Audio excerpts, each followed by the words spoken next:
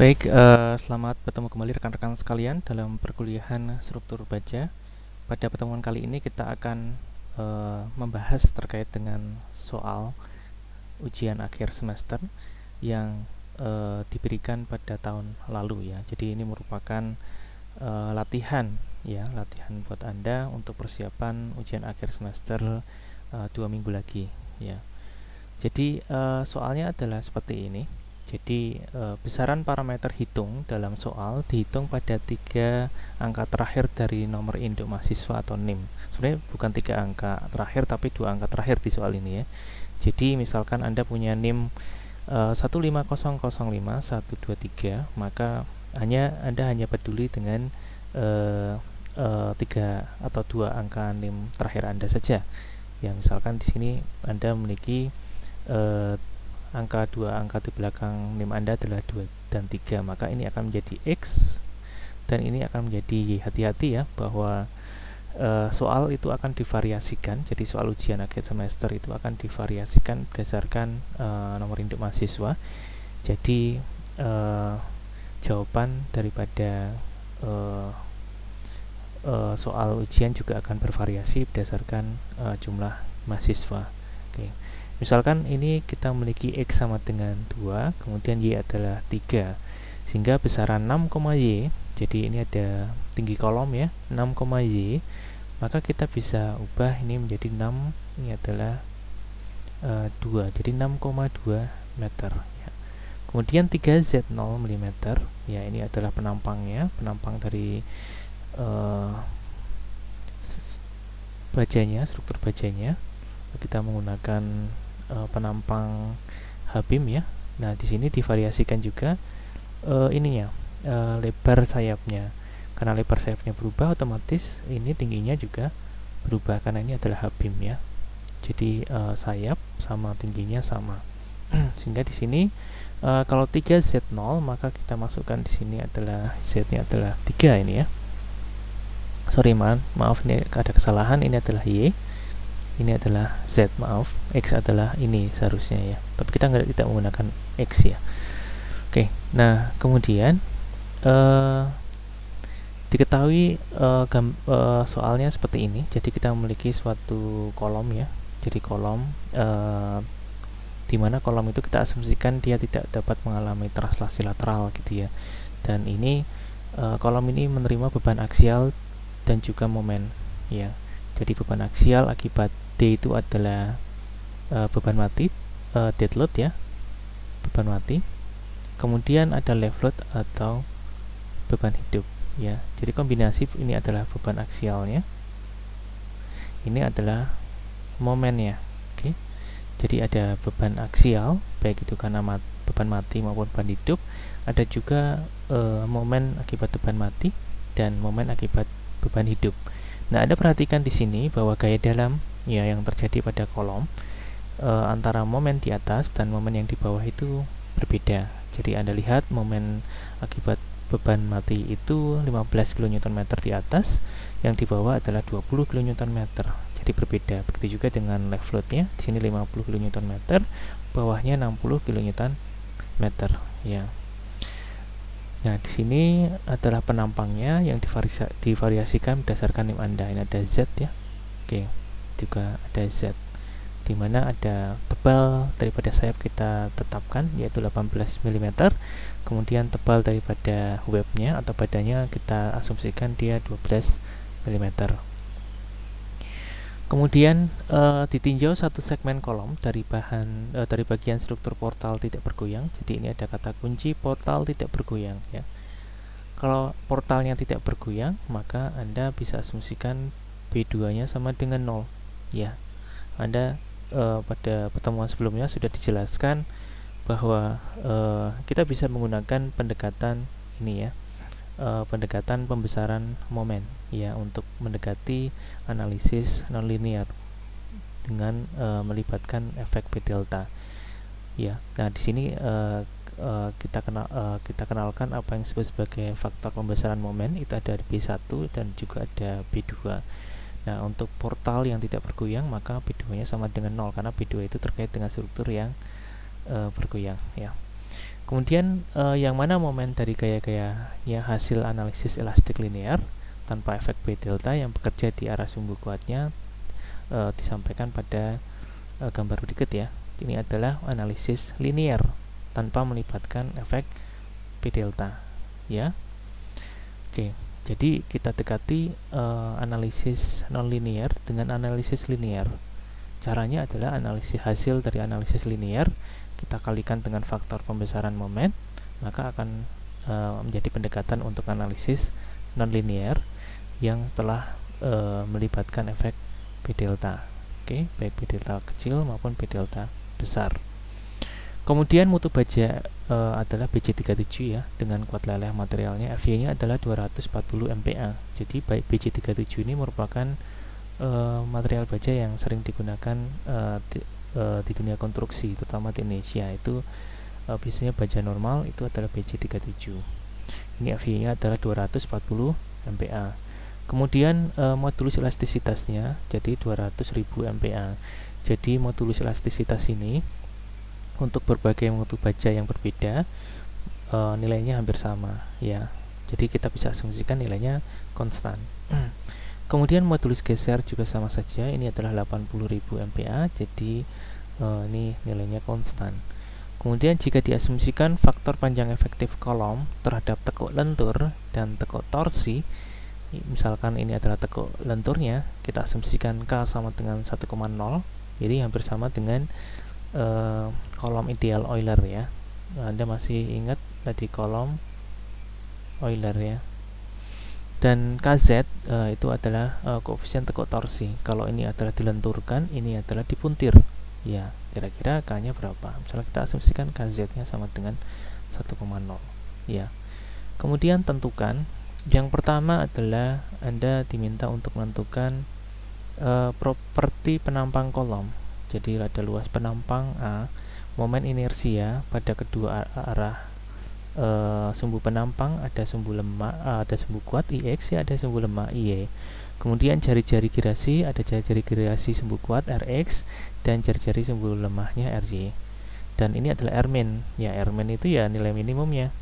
Ya, minimum dari RX dan RY. Kemudian ditanya juga modulus penampang SX ya. Kemudian modulus plastik ZX. Kemudian di sini memang tidak ditanya modulus penampang SY dan modulus penampang ZY ya. Karena di sini soal ini kita asumsikan dia melenturnya pada sumbu kuatnya. Ya, Anda lihat di sini. Jika ini kita kenai suatu beban, maka ini akan melentur ke arah sana ya. Ini adalah sumbu kuat. Jadi ini adalah sumbu X ya. Ini adalah sumbu Y. Jadi kalau berputar terhadap sumbu kuat, ini adalah jadi ini kita lenturkan terhadap sumbu X, jadi dia akan melentur, arah lenturannya ke arah sumbu Y ya. Sehingga ya sumbu kuat. Jadi Anda lihat kalau kita lenturkan ke arah sana, maka ini adalah sumbu lemah. Jadi dia akan lebih lemah ke arah sini daripada ke arah sana. Oke. Kalau ke arah sini berarti dia melentur terhadap atau berputar terhadap sumbu Y. Kalau berputar terhadap sumbu Y, maka arahnya adalah X. Kalau berputar terhadap sumbu X, maka arahnya adalah Y. Oke, di soal ini kita asumsikan dia melentur ke sumbu kuatnya ya. Berputar terhadap sumbu X, sehingga kolom ini akan melentur ke sumbu Y. Oke, sehingga di sini tidak ditanya SY dan ZC, tidak perlu ya dihitung. Kemudian faktor pembesaran momen B1 untuk efek P delta kecil ya, efek P delta kecil.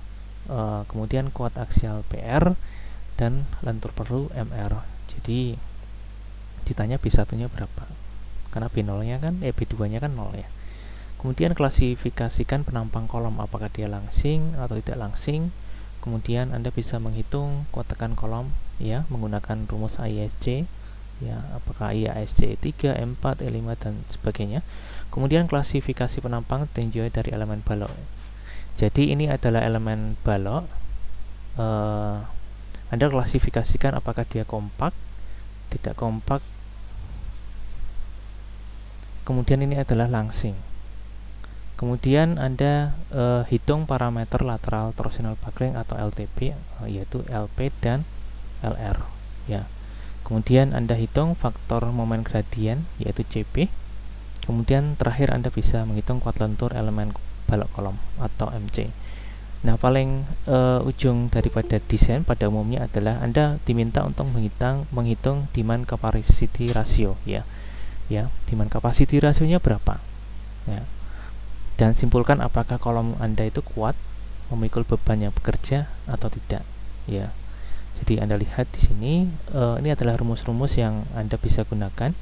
Jadi ini adalah definisinya, adalah BF itu adalah lebar bagian sayap, TF itu adalah bagian sayapnya, ya, H itu tinggi bagian badan, kemudian H0 itu jarak antar bagian sayap. Jadi di sini ada definisi yang mungkin akan berbeda dari buku yang satu dengan buku yang lain ya. Misalkan di sini ada H, ada H0. Oke, kita coba ini. Ya, Anda keseluruhan penampang ini tingginya adalah D, ya, D ya. Kemudian kita lihat di sini ada rumusan bahwa H itu ternyata adalah tinggi efektif daripada badannya. Anda lihat tinggi ini ya, tinggi efektif daripada badannya. Ini adalah H. Kemudian ada satu lagi, jadi ini adalah sentroid daripada sayapnya. Ini juga sentroid daripada sayapnya. Ini adalah H0 ya. Oke, Anda tinggal hitung aja di sini ya. Ada H, ada H0. Kemudian Anda bisa hitung inersia penampangnya IX-nya dengan rumus ini, sumbu kuat ya. Ini sumbu lemahnya.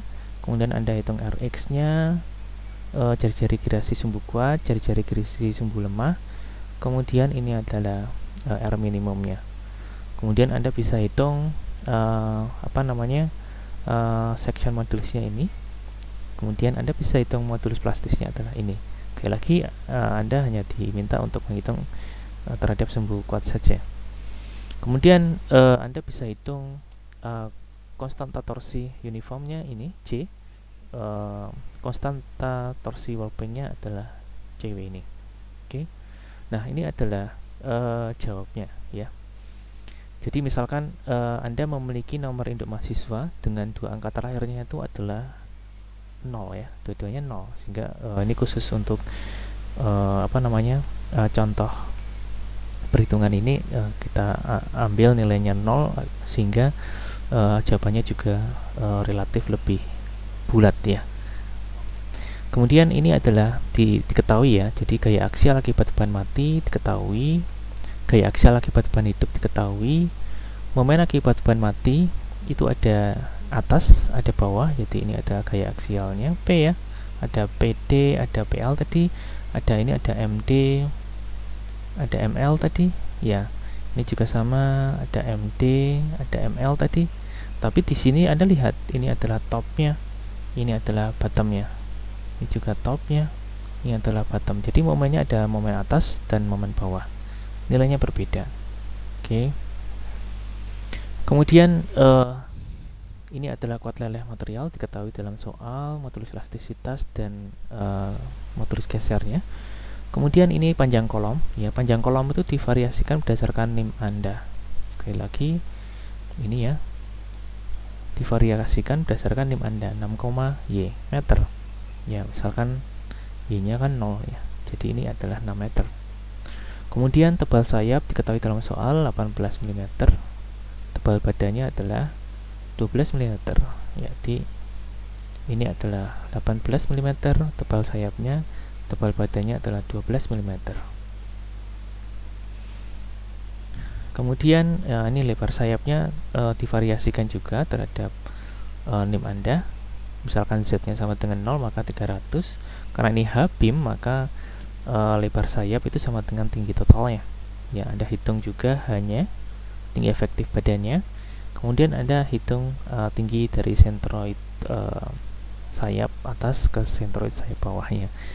Kemudian luas penampangnya Anda bisa hitung ya. Dari rumusan tadi tinggal Anda masukkan. Di sini ada momen inersia pada sumbu kuatnya, momen inersia terhadap sumbu lemahnya. Kemudian jari-jari gerasi sumbu kuat, jari-jari gerasi sumbu lemah. Jadi jari gerasi sama dengan akar I bagi A. Jadi Anda harus hitung inersinya dulu, Anda juga harus hitung luas penampangnya dulu. Kemudian Anda hitung R-min-nya. Ya, ini ditanya dalam soal agar logika berpikir untuk mengerjakan soal itu bisa Anda Anda dapatkan ya. Jadi R-min itu sama dengan minimum dari Rx dan Ry. Anda dapatkan pasti ini adalah R-min-nya. Oke. Kemudian modulus penampang ya. Ini adalah Sx ya. Ix per D per 2 tinggal Anda masukkan. Oke. Jadi ini adalah modulus penampang untuk profil IWF atau profil HBIM ya. Jadi untuk profil yang lain tentu saja nilai-nilai ini berbeda ya. Oke. Tapi nanti kita akan berikan dalam soal, misalkan bentuk penampangnya tidak HBIM, misalkan bisa diganti dengan UNP bentuknya atau siku dan sebagainya. Nanti kita akan berikan rumus-rumusnya, jadi Anda tinggal memasukkan. Walaupun ini tinggal Anda memasukkan, tetapi ini sangat berpengaruh. Jadi Anda jika tidak teliti maka bisa terjadi kesalahan sampai akhir ya.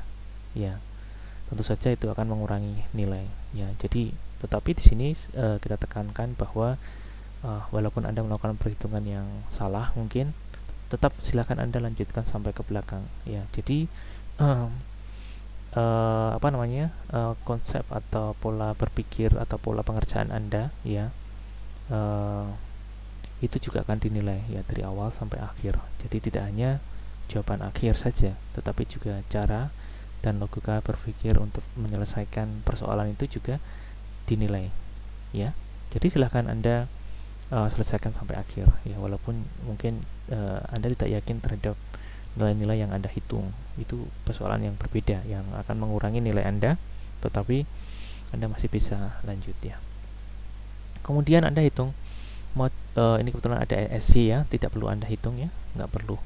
Kemudian modulus plastis ya, ada Zx, ini juga tidak perlu Anda hitung.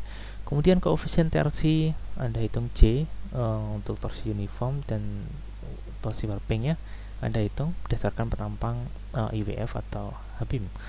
Kemudian faktor panjang efektif K-nya asumsikan adalah 1,0 ya, 1,0. Kemudian itu tadi adalah yang pertama, jadi Anda menghitung properties daripada penampangnya.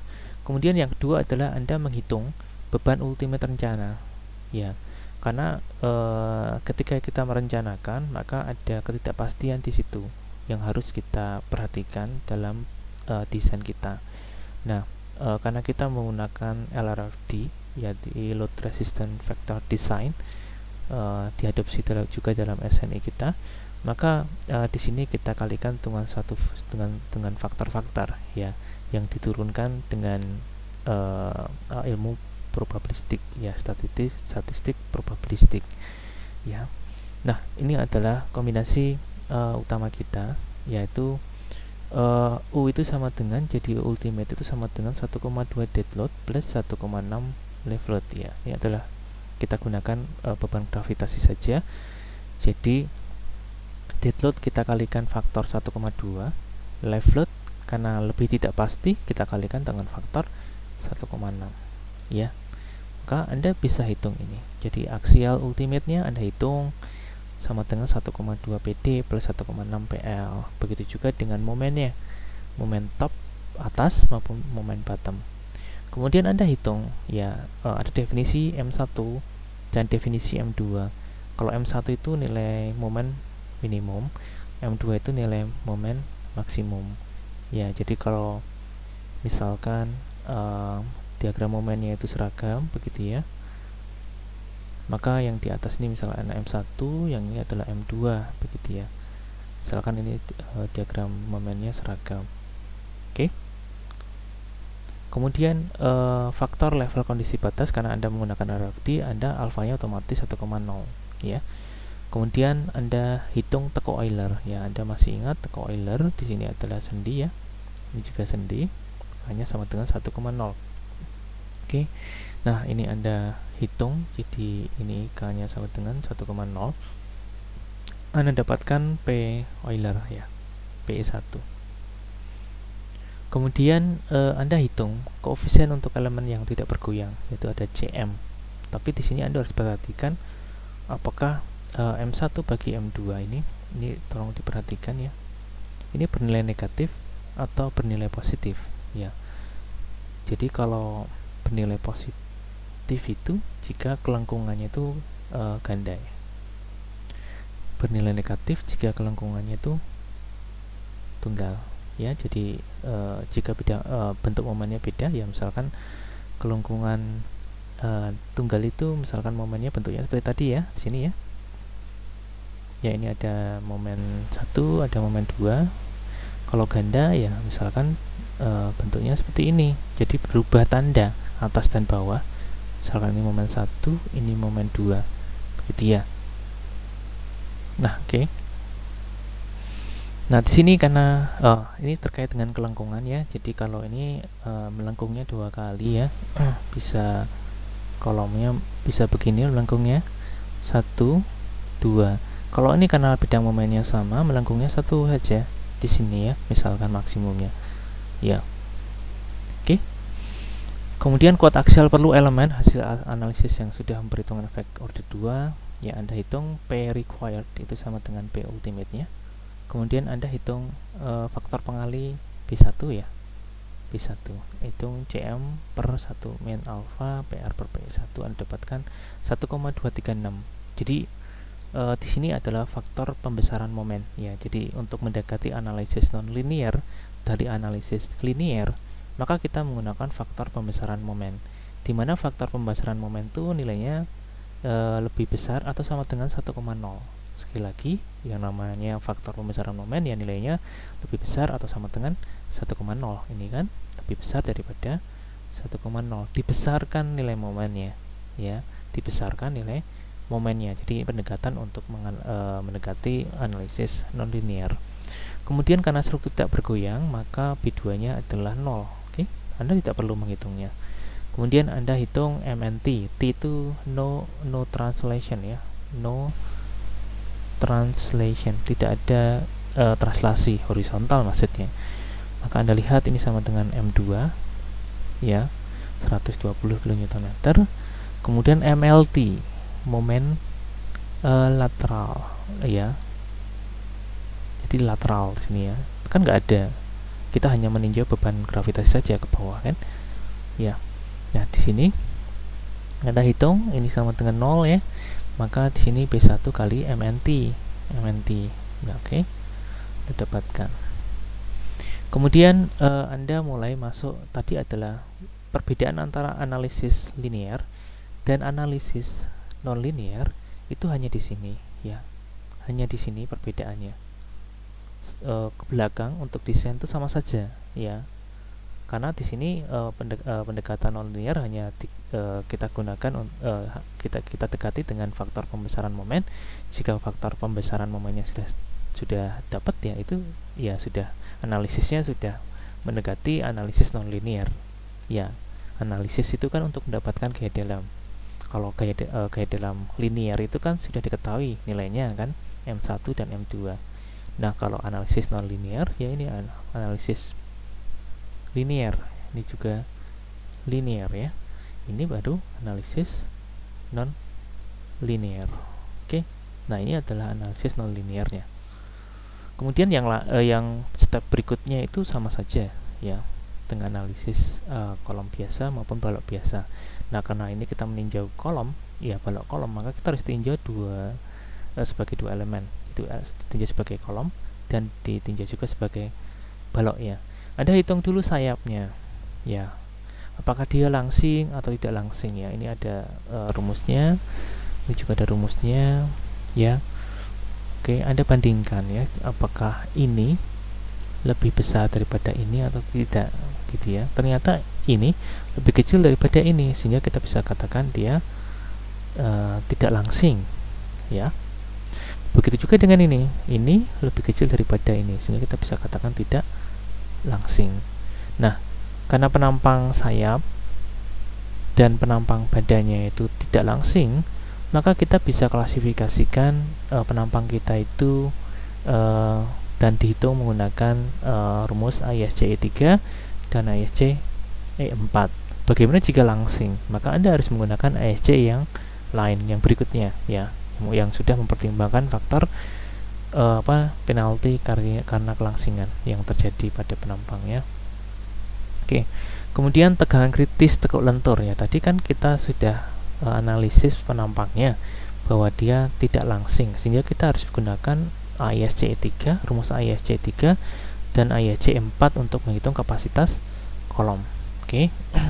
Nah, di sini hampir sama dengan yang kita sampaikan dalam perkuliahan terdahulu ya. Jadi Anda hitung ini V elastiknya berapa ya, ternyata bahwa ini lebih kecil daripada ini ya, ini juga lebih kecil daripada ini ya gitu ya. Maka Anda hitung menggunakan rumusan ini ya, Anda dapatkan FCR nya. Kemudian Anda hitung juga ISC-E4 yang sudah melibatkan tekuk puntir ya.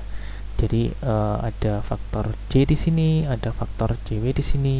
Ya, ini adalah faktor yang memperhatikan efek puntir yang terjadi. Nah, Anda dengan cara yang sama Anda hitung juga FCR-nya, F kritisnya. Kemudian Anda hitung kuat nominal kolom ya. Tentu saja Anda tadi sudah menghitung kapasitas kolom berdasarkan ISC-E3 dan kapasitas kolom berdasarkan ISC-E4. Nah, Anda cari nilai minimumnya ya. Ya, keruntuhan terjadi pada nilai minimumnya pasti kan, apakah dia tertekuk lentur saja ataukah tertekuk puntir. Nah, di sini nilai minimumnya. Kemudian Anda kalikan dengan A gitu ya. Maka Anda dapatkan nilai kuat nominal kolom ya. Ini selesai di sini ya, selesai perhitungan kolomnya. Kemudian Anda beranjak ke perhitungan elemen sebagai balok, karena dia menahan lentur juga. Lentur itu kan balok, jadi Anda hitung dia sebagai kapasitasnya sebagai balok juga. Oke. Nah, kapasitas balok maksimum itu tidak akan lebih besar daripada MP, momen plastisnya, ZX kali FC ya. Ini adalah nilai maksimum, tapi kita harus cek apakah benar kolom kita, elemen balok kolom kita itu benar-benar bisa mencapai MP atau tidak ya. Nah, di sini kita cek ya. Jadi cek klasifikasi penampang ya, kita cek flange-nya, kita cek rasio webnya ya. Kemudian kita bandingkan dengan nilai-nilai yang ada dalam SNI atau SE 2010 ya. Di sini adalah nilai-nilainya. Maka Anda dapatkan bahwa bagian sayap itu kompak dan bagian badannya juga kompak. Oke. Nah, kemudian Anda cek terhadap lateral torsional buckling ya. Ya, di sini Anda cek LP-nya berapa. Oke, nilai LP-nya berapa? Karena kita punya LP ya. Kita punya LP, kita juga punya LR. Kita harus hitung ya. LP itu yang panjang balok kolom kita ya. Kalau kita punya kolom begini ya, ini LP-nya sini. Kalau ini tidak ada tahanan lateral. Kalau ada tahanan lateral, misalkan ini ada tahanan begini, maka ini adalah LB1, ini LB2, begitu ya. Oke. Nah, kita hitung LP. Kemudian kita hitung juga, ini sudah tahu LR-nya ya. Kita hitung LR ya. Oke. Nah, kemudian kita hitung juga distribusi momennya ya. Tadi kita sudah tahu distribusi momennya seperti ini ya. Misalkan seperti ini. Ini adalah momen 1, ini adalah momen 2. Kemudian Anda ditanya untuk menghitung distribusi momen sepanjang tinggi kolomnya. Ini adalah MB ya, setengah daripada ketinggian. Ini adalah MA ya, seperempat daripada ketinggian. Ini adalah MC, 3/4 daripada ketinggian. Misalkan ini adalah tingginya L begitu ya, maka ini adalah 1/4 L ya. Ini adalah setengah L. Kemudian ini adalah 3/4 L. Oke, jadi terus kemudian M2 sama dengan M max ya, maksimumnya. Oke, Anda hitung MA nya dengan kesebangunan biasa, MP-nya, MC-nya, ya. Kemudian Anda hitung di sini faktor distribusi momennya, dapatkan nilai 1,079.